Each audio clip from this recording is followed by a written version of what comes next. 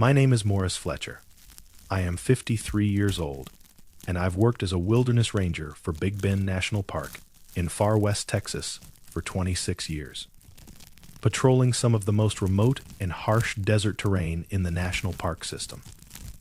Before we begin, let us know in the comments where you are watching from, please. Big Bend covers over 800,000 acres of Chihuahuan Desert along the Rio Grande, with the park's southern boundary formed by the river marking the U.S.-Mexico border. The park contains massive mountain ranges like the Chisos Mountains, rising to 7,800 feet, deep canyons carved by the Rio Grande, and vast stretches of desert where summer temperatures exceed 110 degrees and water sources are separated by dozens of miles. This happened last May during a routine backcountry patrol of the South Rim area in the Chisos Mountains, a challenging hike that climbs from 5,400 feet at the trailhead to over 7,000 feet along a ridgeline, with spectacular views into Mexico. I was on a 5-day solo patrol, checking trail conditions, maintaining campsites, and monitoring for any issues that needed ranger attention.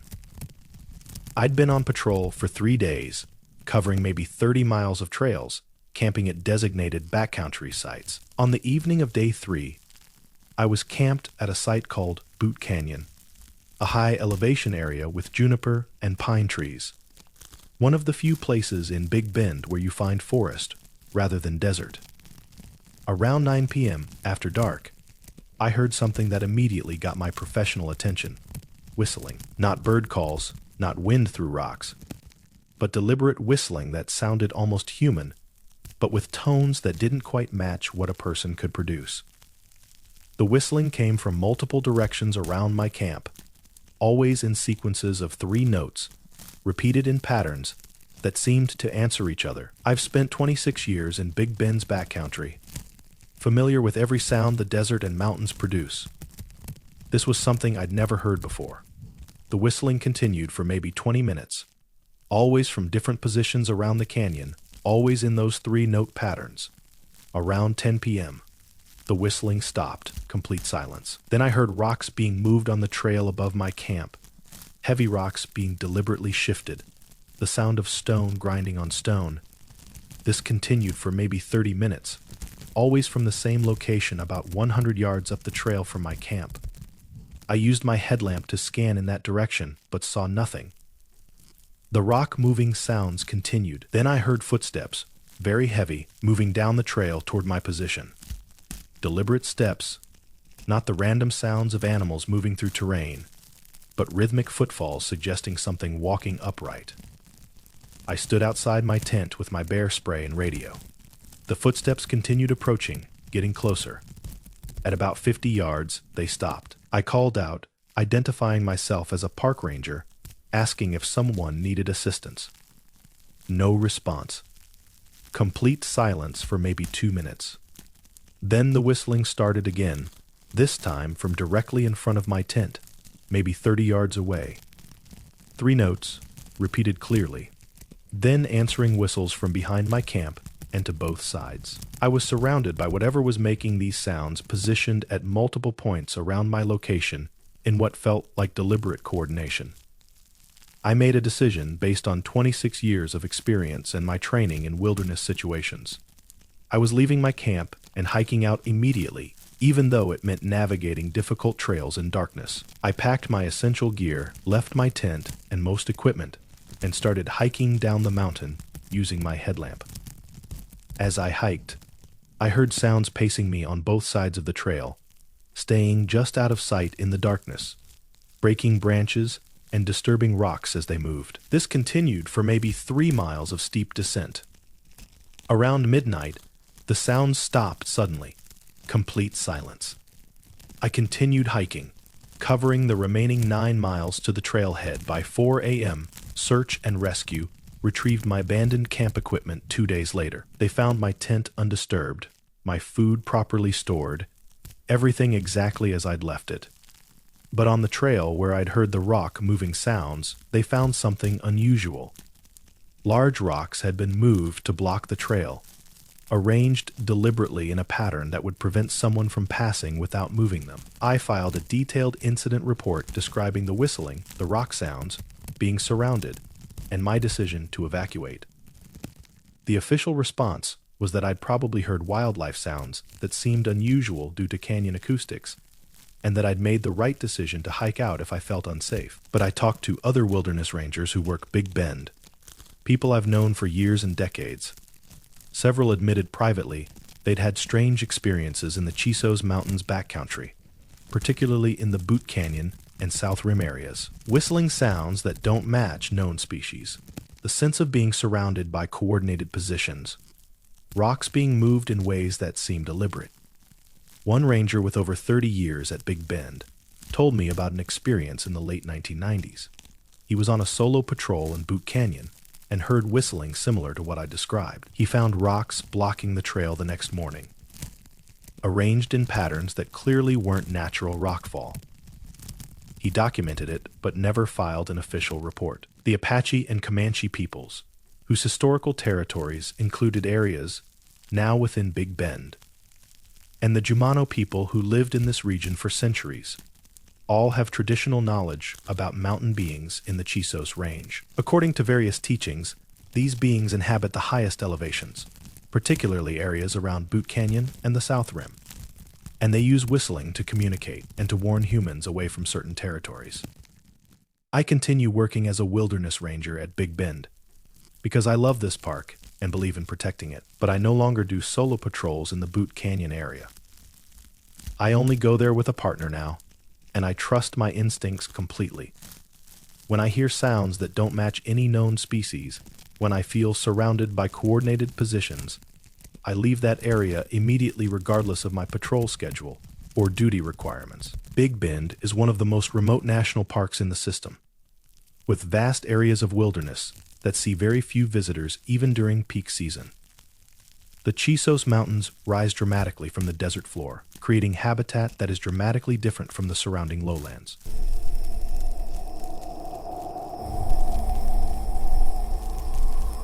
My name is Terrence Howell. I am 44 years old, and I've worked as a professional fishing guide on the Rio Grande through Big Bend for 17 years, specializing in multi-day float trips through the canyons where the river forms the U.S.-Mexico border. This happened last March during a 3-day float trip with 2 clients from Dallas. We were floating through Santa Elena Canyon, one of the most spectacular sections of the Rio Grande, where canyon walls rise 1,500 feet straight from the water, creating a narrow corridor that makes you feel insignificant against the massive limestone cliffs. I've guided probably 300 trips through Santa Elena over 17 years. I know every rapid, every camping beach, every feature of the canyon intimately. This trip started normally, launching from Lajitas and planning to camp at designated beaches inside the canyon. The first day was perfect, good weather, the river running at ideal levels for floating, clients catching catfish and carp, exactly the kind of trip I'd done hundreds of times.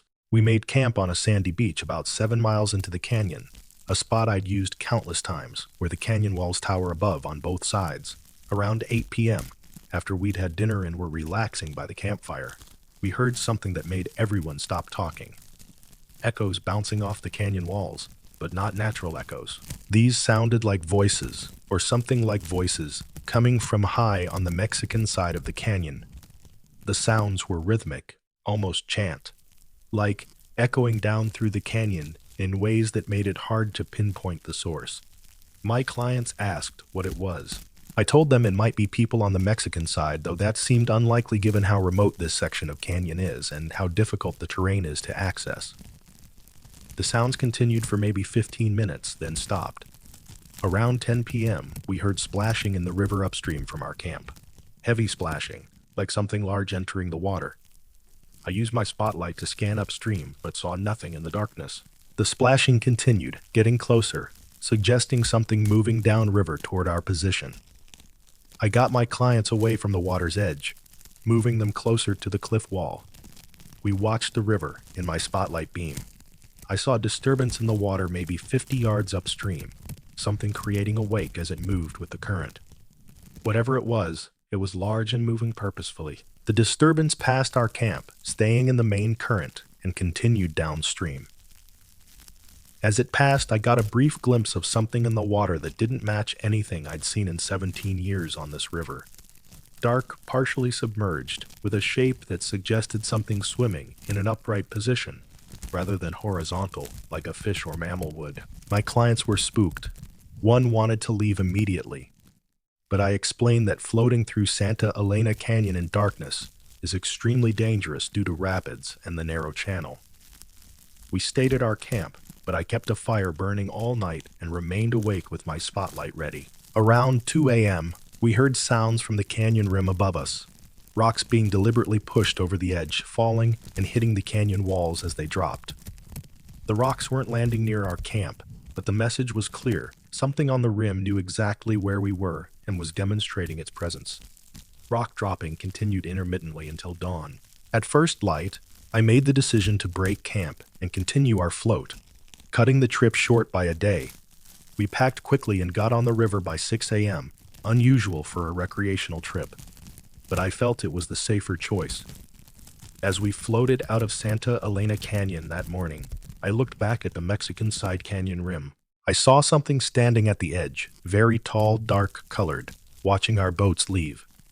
At that distance, maybe 1,500 feet up and a mile back through the canyon, I couldn't see details, but the size and posture suggested something much larger than humans standing upright on the rim. We completed the float and reached our takeout at Castellon by afternoon. My clients were unsettled, but safe. They didn't leave bad reviews, but they didn't rebook either. I filed a report with the Park Service about a wildlife encounter that caused us to modify our trip schedule, being deliberately vague about specifics. But I talked to other river guides who work the Rio Grande through Big Bend's canyons, people I've known for years in this small community. Several admitted they'd had strange experiences in Santa Elena and other remote canyons. Sounds from the canyon rims, things in the water that don't match known river wildlife, rocks being thrown or dropped in ways that seem deliberate, the sense of being watched from above. One guide with over 20 years on the Rio Grande told me about a trip in 2014 through Mariscal Canyon. His group heard sounds similar to what I'd described and had rocks dropped near their camp all night. He found large tracks on the beach the next morning, barefoot impressions far too big to be human. He photographed them but never reported it officially. The indigenous peoples who lived along the Rio Grande in this region for centuries, including the Jumano and various Apache groups, have traditional knowledge about canyon beings who inhabit the remote gorges where the river cuts through the mountains. According to their teachings, these beings move along both sides of the river regardless of the modern border. They don't distinguish between us and Mexican territory, and they're protective of the canyon systems.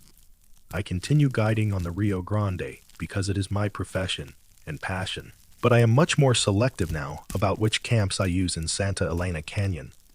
I avoid certain beaches where the canyon is narrowest and the walls are most confining. And I trust my instincts completely when I hear sounds from the rims that don't match known sources. When things in the water move in ways that don't match known species, I modify my trip plans accordingly. Santa Elena Canyon is one of the most remote and spectacular river canyons in North America, with walls so high and terrain so rugged that most of it is inaccessible except by river. Perfect habitat for something that wants to remain unseen while monitoring river traffic. And based on what I witnessed in conversations with other guides, something does inhabit those canyon systems. Something that moves through water in ways that don't match known river animals. Something that drops rocks from impossible heights to demonstrate its presence. And something that made it very clear we weren't entirely welcome spending the night in that particular section of Santa Elena Canyon.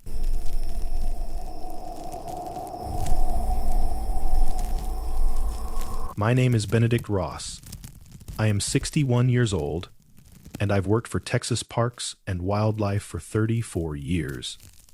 The last 18 as a backcountry ranger at Big Bend Ranch State Park, patrolling over 300,000 acres of remote Chihuahuan Desert on horseback. This happened last November, during a routine horseback patrol of the Solitario, a massive circular geological formation about 12 miles in diameter in the western section of Big Bend Ranch. The Solitario is one of the most remote and rugged areas in Texas, accessible only by four-wheel drive vehicles or horseback, with terrain so harsh that even experienced outdoorsmen avoid it. I was on a 4-day patrol with 2 pack horses, checking water sources, looking for illegal border activity, and documenting conditions in areas that see maybe a dozen visitors per year. I'd patrolled the Solitario dozens of times over 18 years, comfortable with the isolation and challenges of working in such remote country. On the evening of day 2, I was camped near a stock tank, one of the few reliable water sources in the Solitario. I'd set up my tent, tended to my horses, and was preparing dinner when the horses started acting nervous. They were picketed near the tank, and they began pulling at their lines, snorting and facing the same direction into the desert scrub. In 34 years of working with horses in wild country, I've learned to pay attention when they react to something I can't see. I walked over to calm them, but they remained agitated, focused on something in the brush, maybe 100 yards from camp. I scanned the area with binoculars as daylight faded. I saw nothing, but the horses wouldn't settle down. They were genuinely frightened, showing fear I'd only seen before, when mountain lions were nearby. But this was different. Their reaction was more intense, more sustained.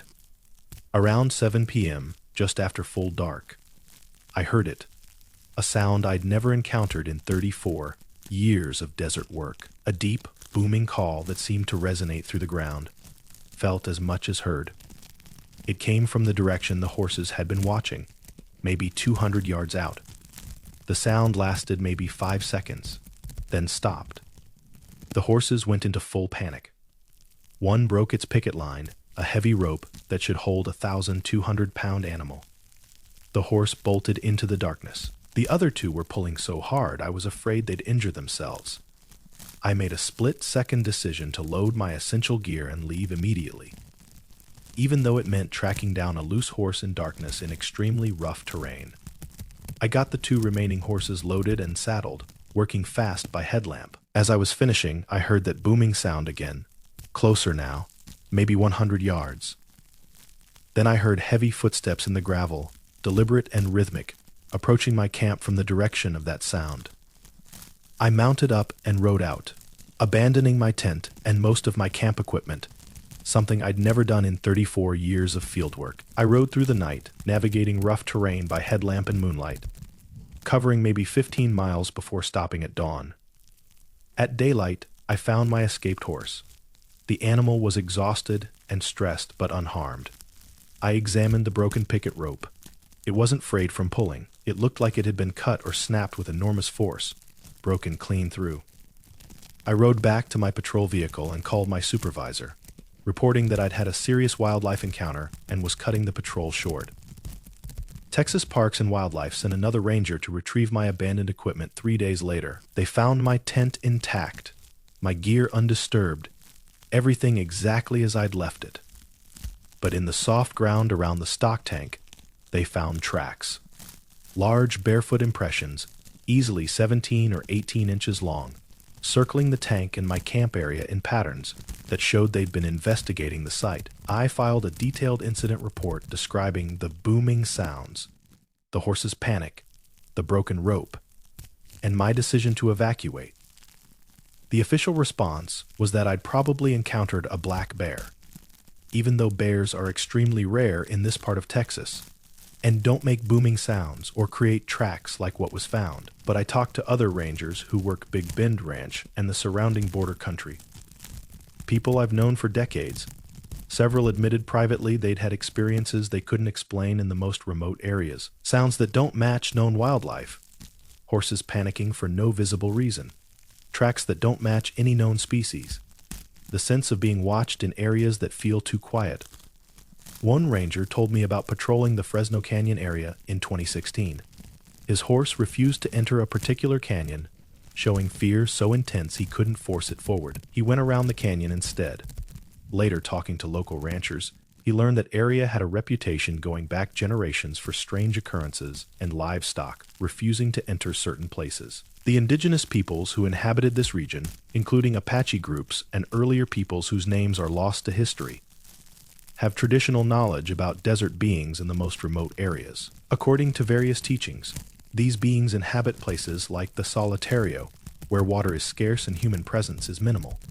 They're powerful enough to frighten horses that are normally calm around wildlife, and they use sounds to establish territory and warn intruders. I continue working for Texas Parks and Wildlife because I am committed to protecting these wild places. But I no longer do solo patrols in the Solitario. The area is so remote and dangerous that having a backup is essential, and based on what I experienced, there are additional reasons to avoid working alone there. And I trust my horse's instincts completely now. When they show fear of something I can't see, I don't question it. I respond accordingly. Big Bend Ranch State Park contains over 300,000 acres of some of the most remote and rugged desert in Texas, with areas like the Solitario that are so isolated and harsh that even experienced desert travelers avoid them. Perfect habitat for something that wants to remain unknown. And based on what I experienced, and the broken rope that should have held, and the tracks that were found in conversations with other longtime rangers, something does live in the most remote sections of the Chihuahuan Desert. Something powerful enough to break heavy rope and terrify horses. Something that creates sounds unlike anything in my 34 years of experience. And something that made it very clear through intimidation that I needed to leave that area immediately.